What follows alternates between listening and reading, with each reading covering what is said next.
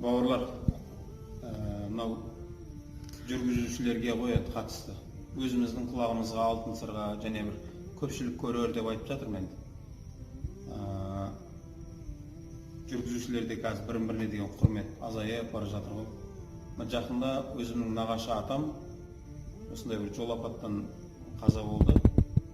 Алла рахметін алсын, өзі дінге өте қатты қызмет қылған адам еді.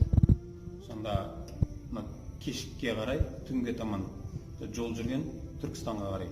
Сонда екі жаңағы қарама қарсы келе жатқан екі көлік қатарынан дальний жарық дейді ғой, дальний жарығын өшірмей өткен да. Содан екінші көлік өткен кезде қараса алдында түйе тұрды.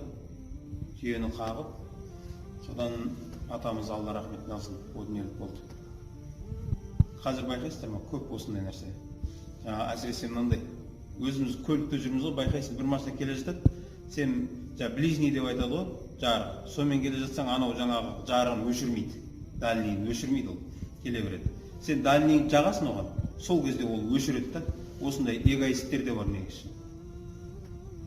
Бірақ енді көпшілік емес қой, бәріне айтып жатқан жоқпын ғой. Жалпы бар да осындай нәрсе.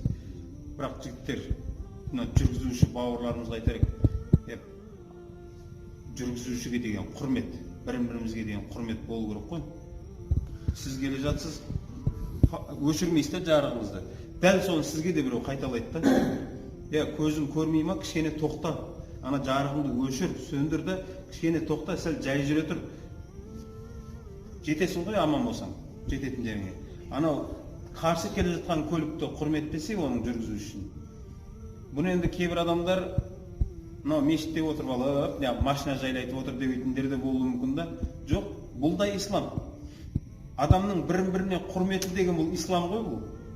Қараңыз, сіз біреуге зиян беруден сақтанасыз, жарығыңызды өшіресіз да, бұл үшін сауап аласыз ғой сіз. Анаған зиян тиіп қоймасын деп жарығыңызды өшіресіз да, сіз бұл үшін сауап аласыз ғой. Өйткені талай адамдар жарығын өшірмейді да, қарама қарсы келе жатқан көлік жаңағы шұңқырларға түсіп баллондарын жарып жатыр ғой. Бұл көп болып жатқан нәрсе. Кейбіреулер ата-бабаңнан жаңағы қарғап кететіндер бар, әкең шешеңді айналдырып кететіндер де бар да. Не пайда таптың деймін да, бекерге біреуге боқтатып, қарғатып, ана біреугер баллонын сен үшін жарса, дәл содан сауап алмайтын жасын Құдай біледі. Соны осы көлік жүргізушілерге айтар едім, жігіттер, құрмет қояйық. Бұл да ислам. Адамның бірін-біріне деген құрметі, ана жүргізушінің жүргізушіге деген құрметі бар ма? Бұл да ислам ғой.